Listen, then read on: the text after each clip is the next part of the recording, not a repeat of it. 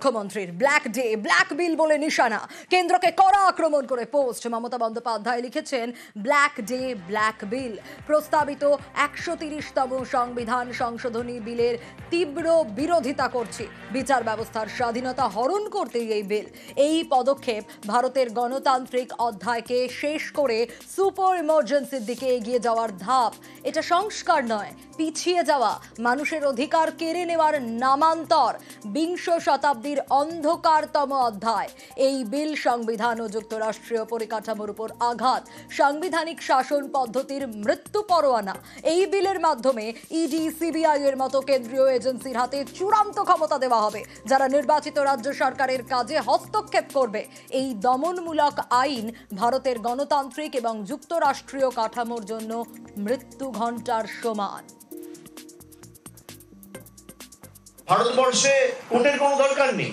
Special court, session court, high court, supreme court, এটা কার্যত বুড়ো আঙ্গুল দেখানো জুডিশিয়ারিকে। একটা লোককে যদি পলিটিক্যালি অ্যারেস্ট করে, তাকে তো আত্মপক্ষ সমর্থনের টাইমটুকু দিতে হবে। এবং বিজেপি অনেক কথা বলবে, বিজেপি বলবে অপোজিশন ভীত সন্ত্রস্ত, ভয় পাচ্ছে।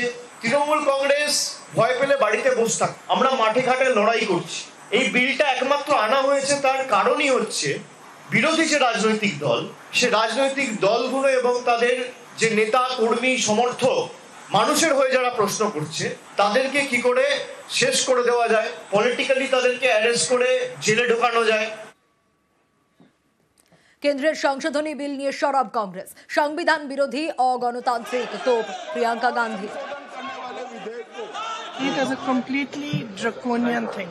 It goes against everything. To couch it as a measure which is being taken anti-corruption is just to pull a veil across the eyes of the people. You don't even have to be convicted. Tomorrow you can put any kind of case on a chief minister and put him in jail for 30, have him arrested for 30 days without even him being convicted, and then he ceases to be chief minister. So I think that it's absolutely wrong. It's anti our constitution. It's against our constitution. It's undemocratic.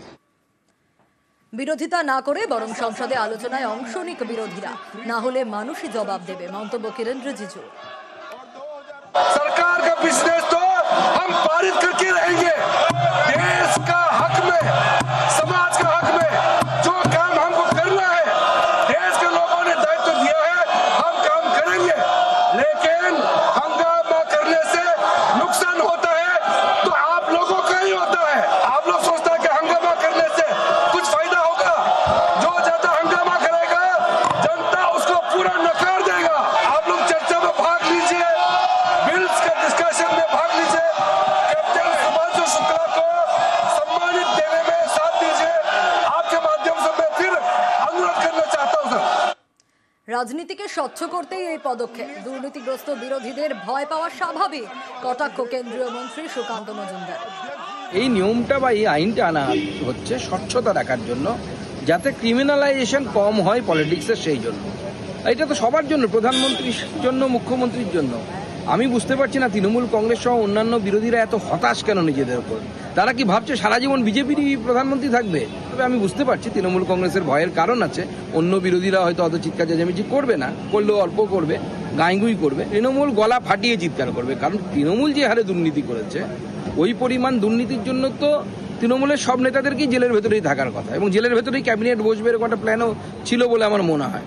তো এই আইন পাশ হয়ে গেলে সেইটা আর হবে না, কারণ ক্যাবিনেটে কেউ থাকতে পারবে না, বিহাইন্ড দ্য কার্টেন ক্ষমতা ভোগ করবে।